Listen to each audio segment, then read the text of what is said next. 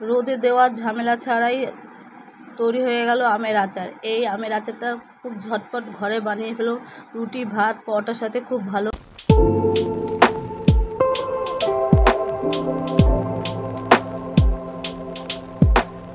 সীমাসাগর ব্লকে তোমাদের স্বাগতম। আবার একটা নতুন রান্নার রেসিপি নিয়ে চলে আসলাম, আমের আচার। এই আমের আচারটা বানানোর জন্য আমি এখানে 1.5 কিলো আম নিয়েছি।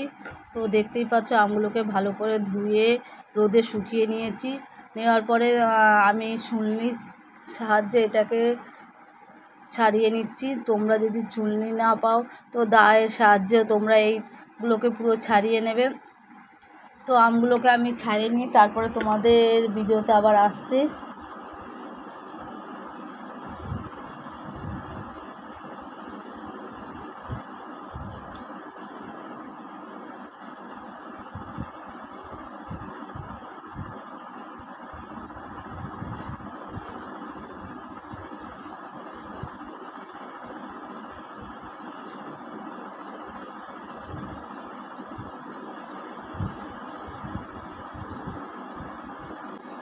দেখো ঝটপট করে আমগুলোকে আমি ছাড়িয়ে নিলাম।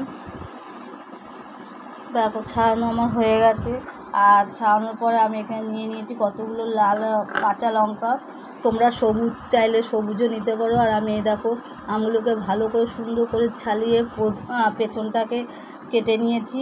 তো এবার আমি আম ঘষণির সাহায্যে এটাকে আমি এরকম করে কুড়িয়ে নিচ্ছি। তোমাদের কাছে মেশিন যদি না থাকে তোমরা দাঁড়ের সাহায্য ছোটো ছোটো ঝিঝি করে কেটে নিতে পারো। আর আমি ছুরির সাহায্যে ছাড়িয়ে নিয়েছি সব। দেখতে পাচ্ছ সুন্দর ছাড়ানো হয়ে গেছে। তারপরে আমি একটা বাটিতে নিয়ে এটাকে ভালো করে নুন দিয়ে মাখিয়ে রাখবো। তো দেখতেই পাচ্ছ আমি বাটির মধ্যে নেওয়া হয়ে গেছে। এবার আমি এখানে স্বাদ মতো নুন দিয়ে দেবো। নুন দেওয়ার কারণ এই আমের যে জলগুলো আছে সেই জলগুলো যেন ভালোভাবে বেরিয়ে যায়। দেখো আমি আমগুলোকে ভালো করে নুন দিয়ে মাখিয়ে রেখে দিচ্ছি। এটা ততক্ষণ মজুক, আমি আর এদিকে নিয়ে নিচ্ছি কতগুলো এই যে লঙ্কাগুলো নিয়েছিলাম সেই লঙ্কাগুলো, কাঁচা লঙ্কার কতগুলো রসুন নিয়েছি। আমি কাঁচা লঙ্কাগুলো মুখটা ছাড়িয়ে কাঁচির সাহায্যে কেটে নিচ্ছি। তোমরা দাওয়া বটির সাহায্যেও কেটে নিতে পারো। এগুলো সব সুন্দর ঝিঝি করে কেটে নিচ্ছি। আর রসুনটা দেওয়ার কারণ হচ্ছে এটা তোমরা পরোটা বা রুটির সাথে বা ভাতের সাথেও খেলে খুব ভালো লাগবে, এর জন্য রসুনটা দেওয়া। আর রসুনটা দিলে সুন্দর একটা আচার গন্ধ থাকবে। তো রসুনগুলোকে আমি সুন্দর করে ছাড়িয়ে নিলাম, ছাড়িয়ে কেটে নিচ্ছি পিস পিস করে। আমার রসুনগুলো কিন্তু আগে ছাড়ানো ছিল। এবার এখানে আমি একটা কড়াইয়ের মধ্যে মশলাগুলোকে আগে বানিয়ে নিচ্ছি। 1 চামচের বড় চামচের 2 চামচ সর্ষে 5 ফোড়ন দিয়ে আমি এগুলোকে ভেজে নিচ্ছি। তোমরা চাইলে ধনে দিতে পারো। আমি গোটা ধনে ছিল না আমার কাছে, গুঁড়ো ধনে ছিল, এর জন্য আমি গুঁড়ো ধনে দিয়েই মশলাটাকে বানিয়ে নিচ্ছি। এ দেখো আমি এখানে গুঁড়ো ধনে আর গুঁড়ো জিরে দিলাম। তোমরা চাইলে এখানে গোটা জিরেও দিতে পারো। আমি গোটা জিরে দিলাম না, গুঁড়ো ধনে আর গুঁড়ো জিরে দিয়েই আমি এটাকে ভালো করে ভেজে নিলাম। বেশি ভাজার দরকার নেই, কারণ পুড়ে যাবে, অল্প করে ভেজে নেবে। দেখো আমার ভাজাটা পুরো কমপ্লিট হয়ে গেছে। আমি মশলাটাকে আলাদা রেখে এখানে আমি 250 মতন তেল দিয়ে দিলাম। তেলটা গরম হতে থাকুক ততক্ষণ। তেলটা গরম হয়ে গেলে আমি এটার মধ্যে একটু 5 ফোড়ন দিয়ে দেবো। তারপর তেলটা পুরো গরম হয়ে গেছে, আমি একটু এটার মধ্যে 5 ফোড়ন দিলাম। আর এটা ভালো মতন গরম হয়ে গেলে বা 5 ফোড়নটা তেলের সাথে মিশে ঘ্রাণটা বেরোনো পর্যন্ত তোমরা কড়াইটা আগুনে গ্যাসে রাখবে, আস্তে গ্যাস দিয়ে স্লিম। তারপরে আমি এটা গ্যাসটাকে নিভিয়ে আমি কড়াইটাকে এখানে রেখে দেবো তেলটা ঠান্ডা হওয়ার জন্য। আমি কড়াইটা এখানে আবার রেখে দিলাম, তেলটা ঠান্ডা হোক। আর এইদিকে দেখো আমি যেই আমগুলোকে নুন দিয়ে মাখিয়ে রেখেছিলাম সেটাকে আমি জল ঝরিয়ে থালাটার মধ্যে নেব। দেখো আমি জল ঝরিয়ে নিচ্ছি চিবিয়ে বাটিটা দিয়ে। তোমরা ভালো করে জল ঝরিয়ে নেবে, কারণ আমের মধ্যে অনেক জল থাকে, নুন দিলে তো আরও জল বেরোয়। এর জন্য আমি অনেকক্ষণ রেখেছিলাম নুন দিয়ে, যেন জলটা ভালো মতন বেরিয়ে যায়। তো দেখতেই পাচ্ছ জল কত বেরিয়েছে।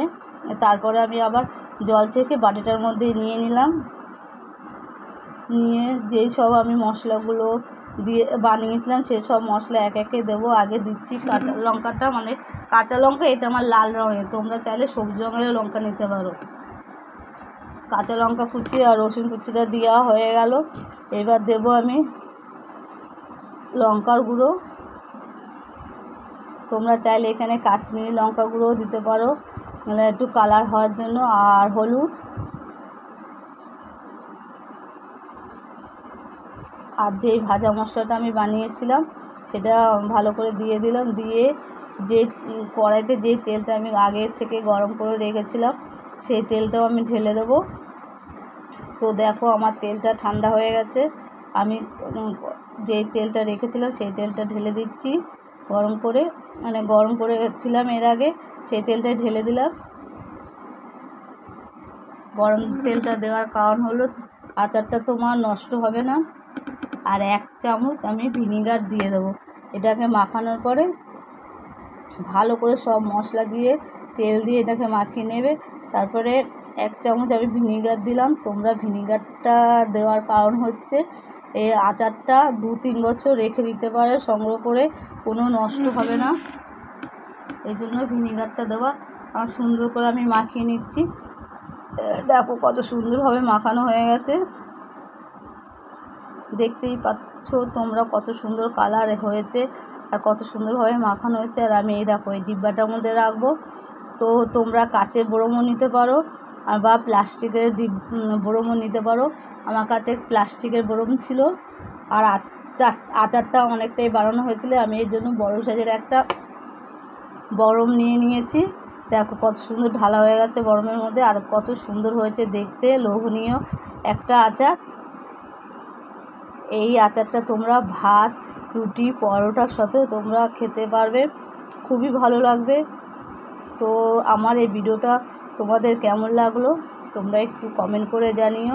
যদি ভালো লাগে লাইক করো, সাবস্ক্রাইব করো, আর কমেন্ট করে জানিও। আর আমার চ্যানেল নতুন হলে সাবস্ক্রাইব করে দিও। দেখো বরমের মধ্যে কত সুন্দর লাগছে, লোভনীয় একটা আচার। এরকম রেসিপি দেখার জন্য তোমরা